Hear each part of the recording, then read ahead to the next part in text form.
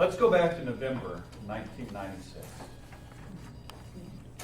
Munsan, South Korea. Just after midnight. We're walking along the road. And I don't know if this has ever happened to you. The sound disappears. All I saw was the right front headlight. At a moment where I realized I had nowhere to go. Rich was in front of me. Sergeant Reese was behind me. There was a fence to our left. The next thing I knew, I felt searing pain. I had hit the ground. And Rich was half in the road. He was gone. But let's back up a little bit. I want to tell you a little bit about my time in Korea and about Rich Zinz. I had 6 executive officers over there, which basically that is the second in command. I was a commander over there of about 240 men. And Rich was a little different. Let's just put it that way. 26 years old, and he fulfilled his mission. He did what he needed to do. He wasn't really a mixer. Of all the XOs I had had, he was one that was not necessarily meshing as well with the people. So today I want to share the story of Rich Zinz, and I want to share the story that I gave to 800 people at his eulogy within the week. Where do we go from here? So, Rich Zinz. Zipping around on his bicycle, accomplishing the mission, butting heads sometimes, and I said to myself, I need to come up with a way to connect with this individual, because I had connected with all my other executive officers. He and I were not connecting. So I struck a plan, because the Army relay station, the Army radio and television network, that was about a half a mile from our camp, just 6 miles south of the DMZ, was going to be closing down, and they were going to have this big bonfire. Well, I love fires. I love parties, especially in those days, 16 years ago. And I thought this will be perfect. So Rich and I met at the All Ranks Club over nachos and beer. We caught a ride to this party, and then we had to walk back. It felt to be a successful evening. I felt like there was some connection. I felt like there was some hope for our relationship, our working relationship going forward. And I was nervous about this one moment in time. We would always do these safety and risks assessment as commander.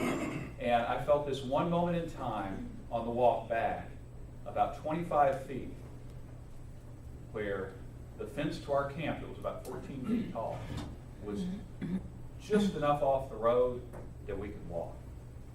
And I said, if we could just make it through that little danger zone, we'll be okay.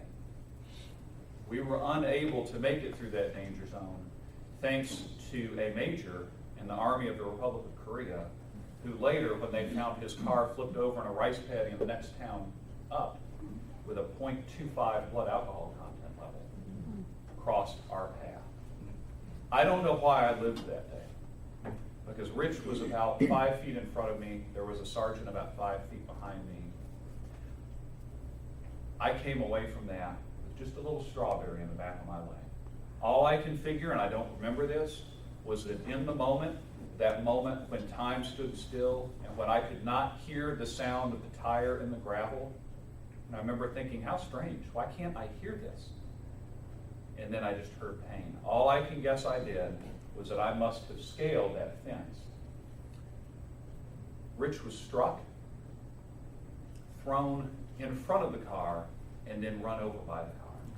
By the time I had stood up and approached him, his mouth and nose was filling with blood.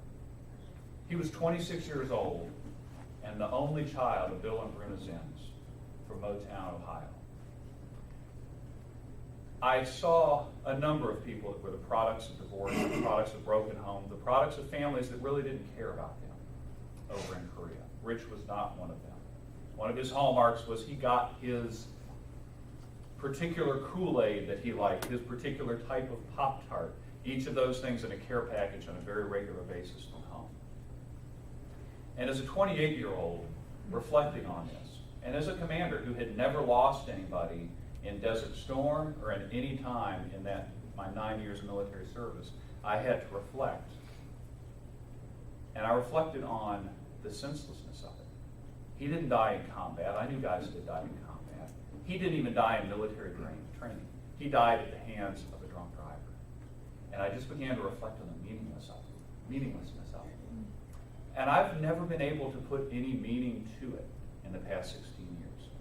But as I stood and addressed the 800 soldiers, even General Tillelly and General Franks were there, and it was wonderful to have them there paying homage to Rich. I posed the question of where do we go from here? And I talked about where we don't go. We don't get stuck. We don't hang on. We remember, but we release. We acknowledge. We forgive ourselves for the parts we may feel we played, and then we move forward. And that's been an ongoing 16-year lesson for me. It took a while for me to forgive myself. I attempted suicide 18 months after the incident. That just dawned on me last night as I was thinking about this speech. I was deep in addiction in those days.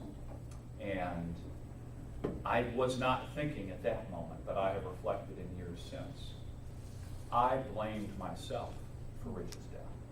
And I held on to that for a long time. But I've had to let that go because I can't tow that along with me.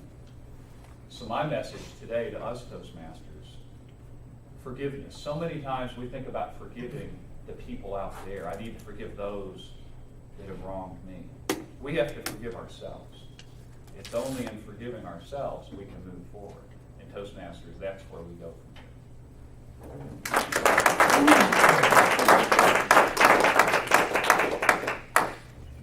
An inspiration is unexcelled here